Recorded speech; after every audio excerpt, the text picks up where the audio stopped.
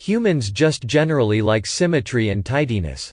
Which doesn't even relate to actual OCD much, but people are ignorant and naive. What is extremely rare but people think it's very common? Shark attacks. I live in Perth, supposedly one of the shark attack capitals of the world. Sure, we see them occasionally. But actual attacks are very rare. Becoming a successful YouTuber. I am actually surprised at how many people can make a living on YouTube. It is almost an alien concept for a person who grew up watching skateboard fails on the original platform in 2005. Hitting a jackpot. That's why casinos exist and are hugely profitable. Hell, late last year in my city a woman won $1.2 million just on a slot machine at a local bar. Great for her, but you know it leads to an increase in people burning through their paychecks on those machines. Big dicks. At work right now, so I'm not googling the stats, but if you've ever had the pleasure of perusing through the Craigslist personals, you should, it's gold. There are a ton of women wanting a guy with at least a 9-inch slong. 9 inches must be larger than 90% of porn stars. That's your bottom limit? You have no idea how rare a dick over 9 inches long is. A woman's water breaking during pregnancy. It only happens outside of the hospital like 15% of the time, but in the movies it's always the dramatic telling of when a baby is coming. My wife's water broke while she was getting ready for work one morning. Just as she was about to leave she thought she had peed herself, but it kept trickling. She put on a pad and dry cloths, and went to the hospital out of caution. 15 hours later our son was born. The fit guy laughing at the fat newbie at the gym. When I was fat getting into shape, I got nothing but positive reinforcement from these guys to never give up and keep going. My fat friends were paranoid people, and assumed people were laughing at them. In reality, gym goers were just being social and laughing about their conversations. Based on movies, I'd say architects. Every professional worker in movies is an architect who goes to work every day with rolled-up drawings hoping they're ready for the big presentation that will make or break their career. The female version of this is a journalist at a magazine or art gallery curator. Art gallery curator. Ah yes, she'll walk up behind you while you're staring at a piece, and comment on how this painting means something while not making any eye contact with you. If you manage to offer your own, correct interpretation of the painting, that means you've found true love. People actually eating Tide Pods. Probably just a few idiots that the media latched onto. My local news station had a story about it a few days ago, investigating whether retailers were locking laundry detergents now in an attempt to stop people eating them. It was a 10-minute segment, with voice-overs in the background of a clip of a couple dumbasses trying to eat one and promptly spitting it out and vomiting. In the course of about 10 minutes, they played video evidence probably half a dozen times. It was all the same video, and the same 5-second clip from that video, over and over and over. They couldn't find any other proof. Granted, I know YouTube is taking down Tide Pod videos, but I think this was before YouTube's ban, and even if it's after, they had to have tried to find at least one other video, and failed. Edit, Jesus Christ, yes, I know they're locked up in some stores for theft deterrence, not because of the challenge. I don't need 82 people replying to tell me so. Being in an airplane crash. It's 1 in a million, but a lot of people I know are still more scared to travel on a plane than in a car. Australian here. I know a guy so petrified of flying he elected to drive from the northernmost point of Australia to the southernmost point. Then drove his car onto a boat which shipped them to Tasmania, then all the way back again. All told, this was about a 10,000 kilometers trip. They had other stops up the east coast.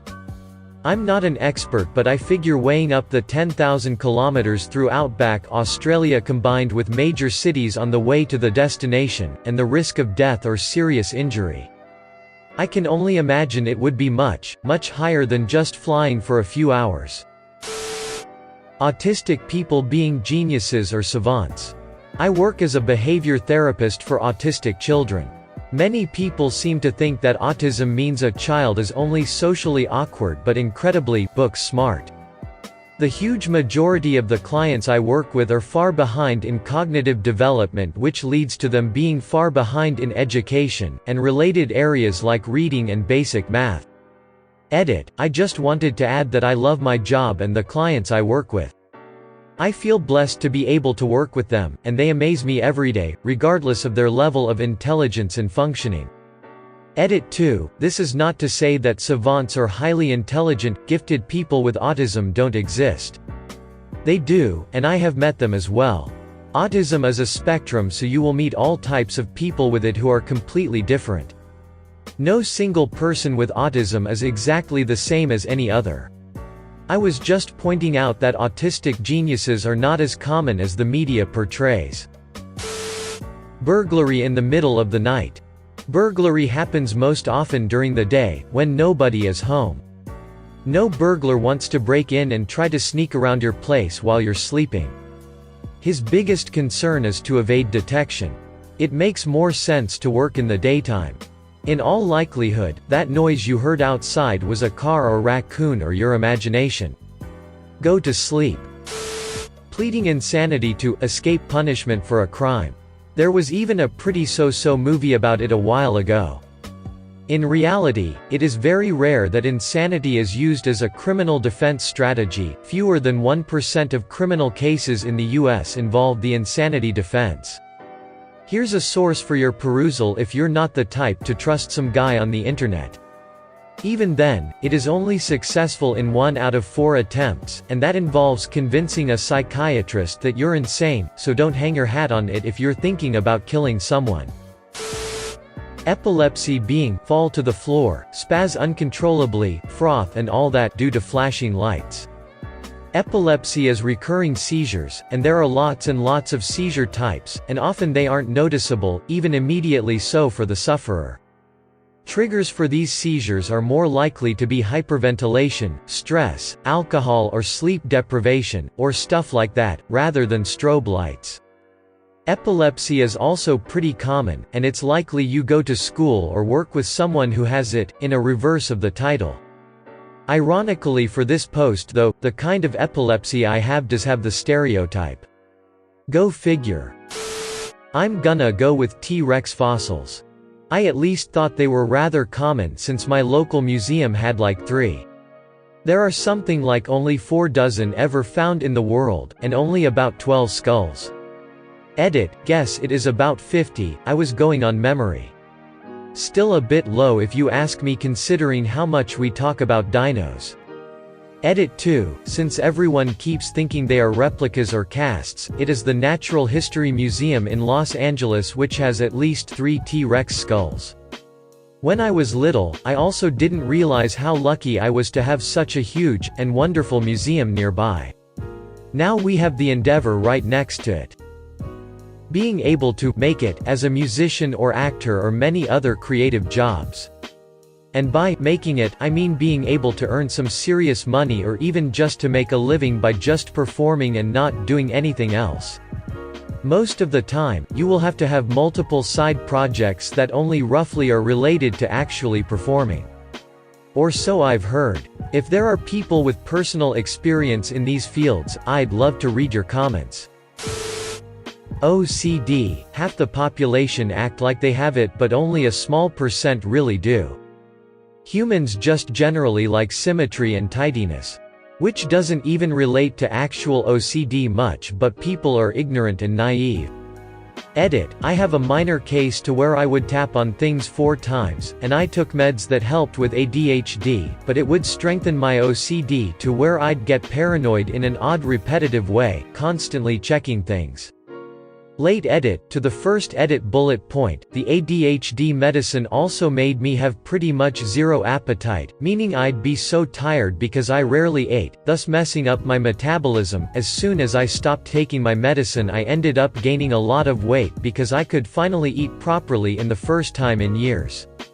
I am currently dedicating this year to lose weight and focus on my passions in spite of my stupid disorders. Astronomer here. Total solar eclipses. Hear me out, obviously, we know that they're not common at any given point on Earth, but you'll have about one a year somewhere on the planet, so it's not unreasonable to see one if you plan a little. But with that context, it turns out our moon is the only moon we know of that is the exact same size of the sun in our sky. Mars's moons, for example, are captured asteroids too puny to cover the sun's disk, and the further out you go the planet's moons are so big it more than covers the tiny size of the disk. So, with that, 100% of total solar eclipses where you actually get the sun obscured, and see the corona and all that jazz happens on Earth. And this effect won't happen forever either because the moon is moving away from us a few inches a year. In a few 100 million years no one will see total solar eclipses anymore. Like and subscribe, for more funny, interesting, and scary r/ask Reddit videos.